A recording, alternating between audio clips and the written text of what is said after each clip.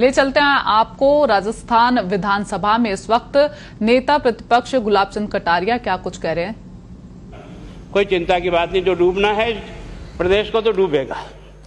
मतलब 10 वर्ष में चाहे मेरी सरकार रही हो चाहे आपकी रही हो, किसी मैं स्वयं शिक्षा मंत्री हूँ, अपराधी होऊंगा, कोई चिंता की बात नहीं। लेकिन आप कम से कम इन 10 सालों से इन जितनी कोचिंग संस्थाएं चल रही है, इनकी जितनी परीक्षाएं हुई है, उनके परीक्षा के रिजल्ट के साथ आप अपनी टीम लगा करके इनका पोस्टमार्टम करो, तब आपको समझ में आ जाएगा कि बीमारी कहाँ से चली है। ये बीमारी इन व्यवसायियों के थ्रू चली है। मैं और आप पेपर आउट करेंगे, पेपर लाऊंगा 5 लाख दे दूंगा, 8 लाख दे दूंगा, मैं क्या 2 करोड़ 5 करोड़ 8 करोड़ दे सकता हूं क्या?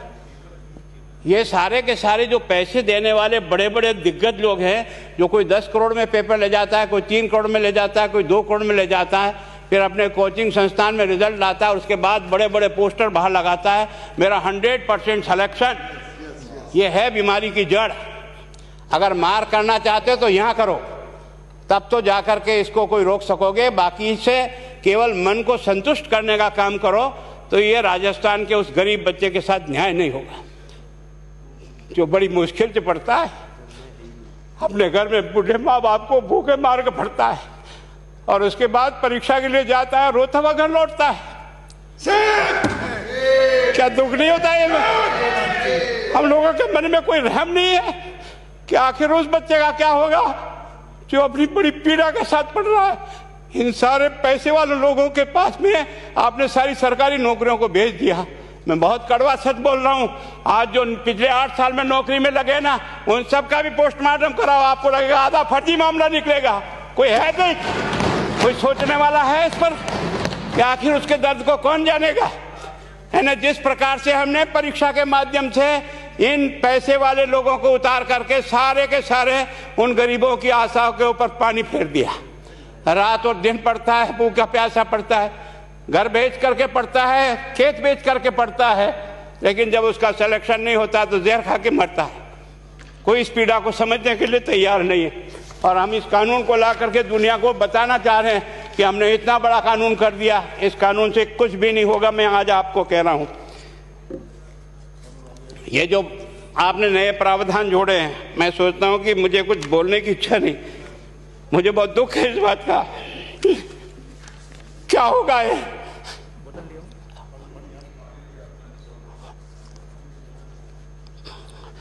किस तरह की गैंग पालनी है हमने? पानी पिला दो, है ना। मैं उस दिन भी पूछा था कि मैंने कहा ये शिक्षा संकुल पे है, जिन लोगों को ड्यूटी पे लगाया, इसको लगाने वाला दोषी कौन है, जिसके कारण से पेपर जो है ना काट करके निकाल दिया। ये तो ठीक है, भाग्य हमारा अच्छा था कि सवाई माधोपुर की घटना छूट गई और एसओजी को उसमें हाथ में लग करके कुछ केस लग गया। अगर वो केस नहीं लगता तो आज आपकी सारी नौकरी पर इन सब बड़े बड़े दलालों के स्कूल में पढ़ने वाले बच्चे होते और मेरा गरीब का बच्चा अपना घर लौट के जाता। क्या दुर्भाग्य है। और इस कारण से केवल इसके लिए खुश मत हो जाओ कि हमने कानून बहुत सख्त बना दिया इसलिए अपराधी रुक जाएगा। नहीं, सिस्टम को बदलना होगा, ये परीक्षा का सिस्टम चेंज करना होगा। मैं सोचता हूं कि क्या हम इतने अक्लमंद बैठे हैं, क्या इस व्यवस्था को चेंज नहीं कर सकते?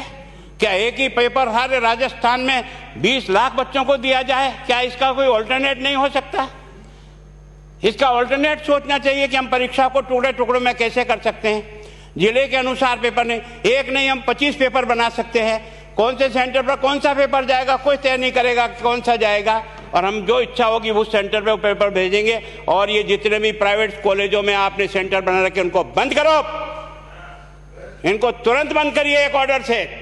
जितने भी सरकारी विद्यालय है और सरकारी नौकर ही एग्जामिनर बनेगा और एग्जामिनेशन करेगा, तब तो आप इसको बचा पाओगे।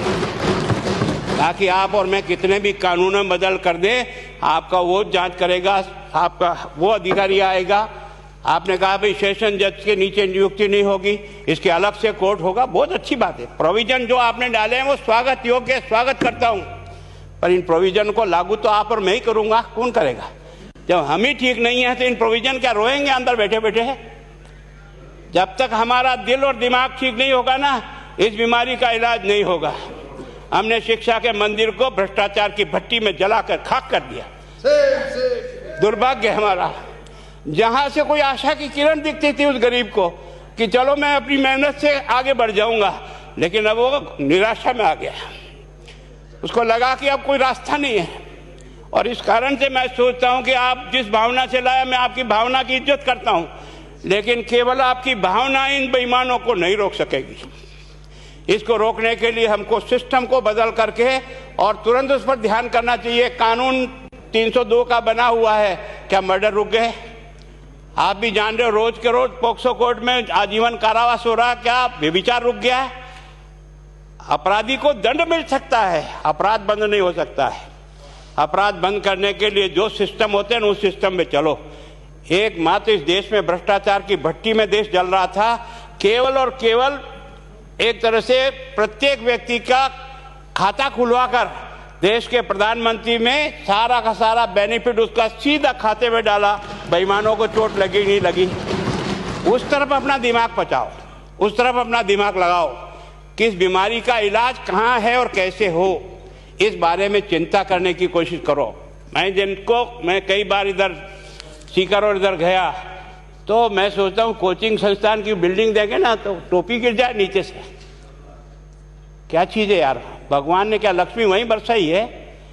और जो बाकी संस्थाएं, उसका कारण यह है कि हमने अपनी दुकान को इतनी कमज़ोर कर दी है कि जहाँ बच्चे अच्छी तरह से शिक्षा लेकर के हम जैसे गरीब पढ़ करके यहाँ आ गए, अब वो रास्ते नहीं हैं।